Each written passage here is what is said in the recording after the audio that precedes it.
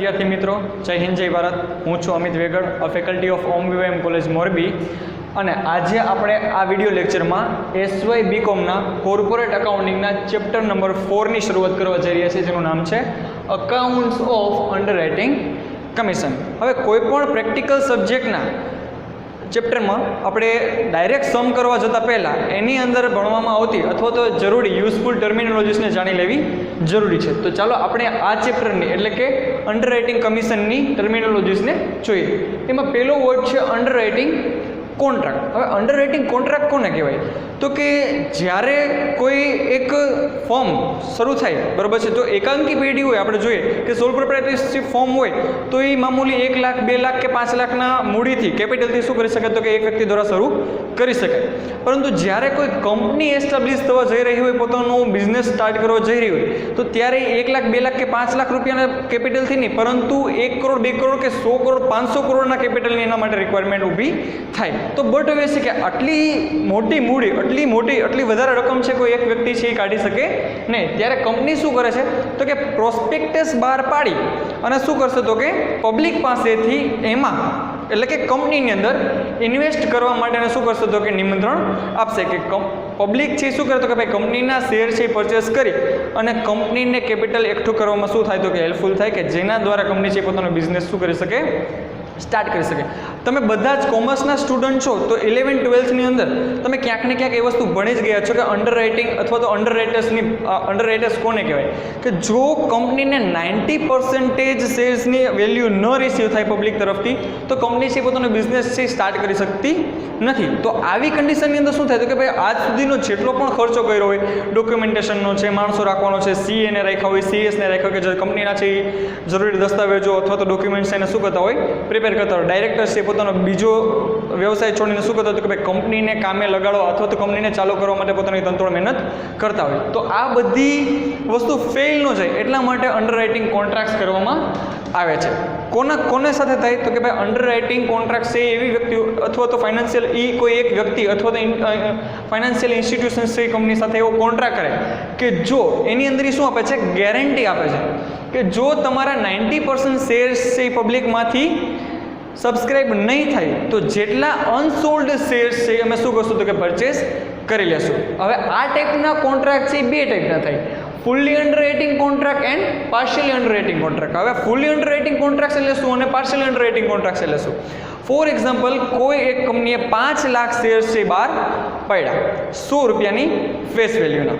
હવે ફુલ્લી અંડરરાઇટિંગ કોન્ટ્રાક્ટ્સની અંદર શું થશે? તો કે ભાઈ 3 ફાઇનાન્શિયલ ફોર્મ છે અથવા તો ઇન્સ્ટિટ્યુશન્સ છે કે જે શું થાય છે? તો કે ભાઈ કંપની સાથે અંડરરાઇટિંગ કોન્ટ્રાક્ટ્સથી જોડાય છે, કે જે એવી ગેરંટી આપે છે કે જો તમારા 90% શેર્સ છે, બરોબર છે, સબસ્ક્રાઇબ નહીં થાય તો અમે શું કરી લેશું? એને પરચેસ કરી લેશું. ફોર એક્ઝામ્પલ, ICICI, HDFC અને IDBI છે, એવી 3 ફાઇનાન્શિયલ ઇન્સ્ટિટ્યુશન્સ છે.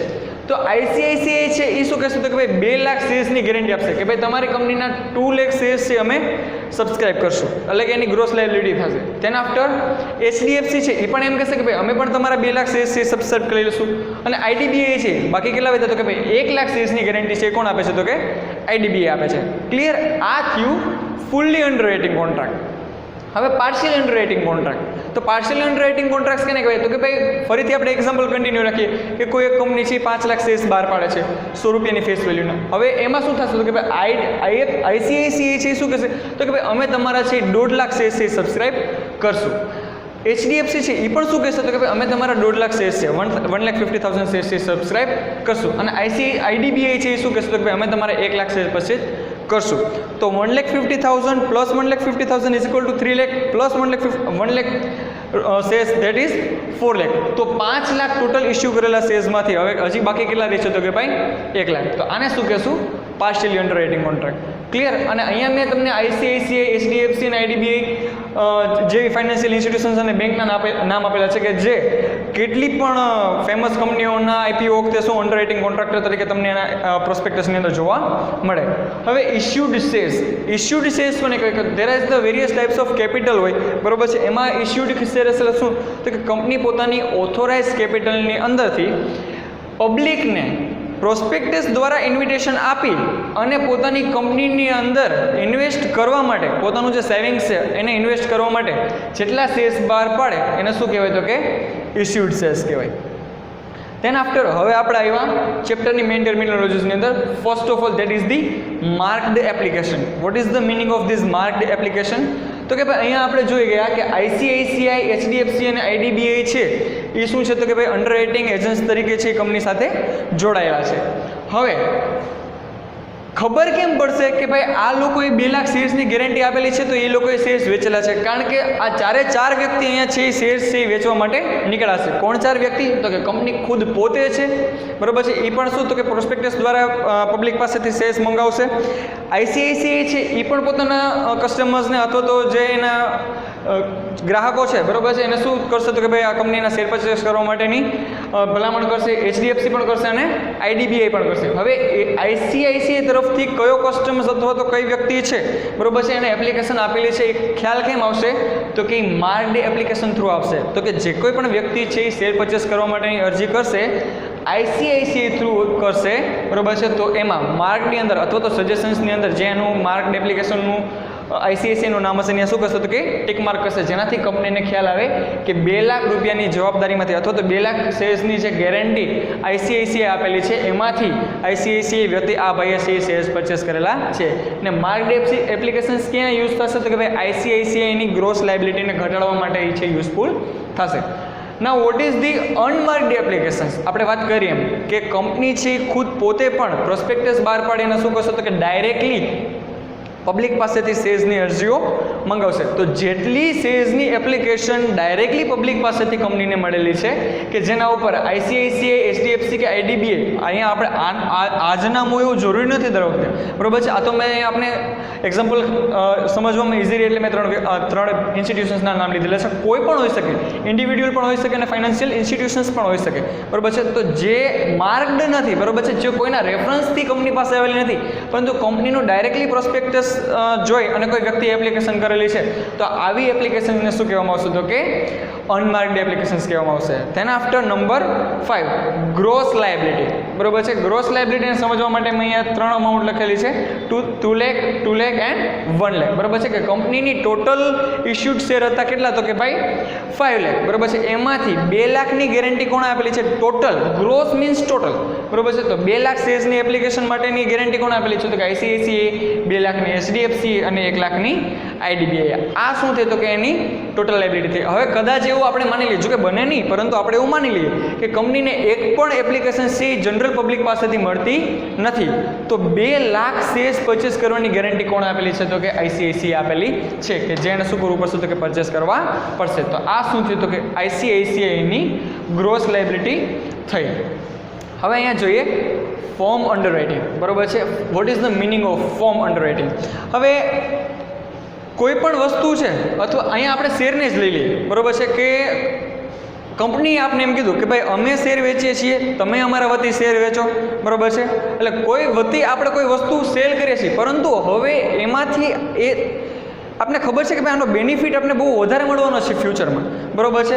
કે આ કંપની છે એ બહુ ફેમસ કંપની છે અથવા તો એનો જે પ્રોજેક્ટ છે કે જેને એ માર્કેટની અંદર ન્યૂ લોન્ચ કરવાના છે, જેના માટે અત્યારે કેપિટલ ગેધર કરે છે, બરાબર છે, એ ફ્યુચરની અંદર બહુ સારી અમાઉન્ટ કમાશે, બરાબર છે. અથવા તો તમે એવું એક્ઝામ્પલ લઈ લો કે રિલાયન્સ છે, ટાટા છે, આવી કોઈ કંપની છે નવું વેન્ચર સ્ટાર્ટ કરતી હોય તો બટ ઓબ્વિયસ છે એ પોતાની એટલા 100-150 વર્ષની ફેમના કારણે શું થશે તો કે એનો બિઝનેસ છે એ માર્કેટની અંદર રન કરશે, એના નામથી રન કરશે અથવા તો એની પ્રોડક્ટ જેવી હશે કે જે માર્કેટની અંદર શું થશે તો કે રન થશે. તો અંડર રાઇટર્સ છે એ એના વતી સેલ તો કરશે પરંતુ અમુક પર્સન્ટેજ ઓફ શેર અથવા તો અમુક નંબર્સ ઓફ શેર છે પોતાના માટે આઈસીઆઈસીઆઈ અથવા તો એચડીએફસી અથવા તો આઈડીબીઆઈ બેંક છે એ પોતાના માટે એ બેંક છે શું કહેશે તો કે એની અંદર ઇન્વેસ્ટ કરવાનું ઈચ્છશે. તો એ કંપનીને શું કહેશે તો કે ભાઈ અમે 2 લાખ રૂપિયાના જે શેર્સ તમારે વેચવાના છીએ અથવા એક ગ્રોસ લાયબિલિટી લીધી છે એમાં 50% તો અમારા માટે કન્ફર્મ રાખવાના જ છે, બરાબર છે. આ ફાઇનાન્શિયલ ઇન્સ્ટિટ્યુશન્સ પોતાના માટે જે શેર્સની ડિમાન્ડ કરે છે કંપની પાસે એને કેવું કહેવાય તો કે એને ફોર્મ અંડર રાઇટિંગથી આપણે જાણીશું. Number 7 under rating commission. This is the main calculations point of this chapter, બરાબર છે. શું કામ? વાય? કોઈ પણ વ્યક્તિ છે આ આઈસીઆઈસીઆઈ છે, એચડીએફસી છે, આઈડીબીઆઈ છે, એ આ XYZ લિમિટેડના ફોર એક્ઝામ્પલ XYZ લિમિટેડના શેર્સ છે એ માર્કેટની અંદર સેલ કરવા જાય, બરોબર છે, અથવા તો એમ કે લાવો અમે તમારા સેલ કરી દઈશું, બરોબર છે, 2 લાખ શેર્સની જવાબદારી અમે લઈએ છીએ, તો એ લોકો નવરા બેઠા છે કે ભાઈ લોકડાઉનની અંદર અત્યારે કંઈ કામ નથી તો લાવો અમે સેલ કરી દઈએ?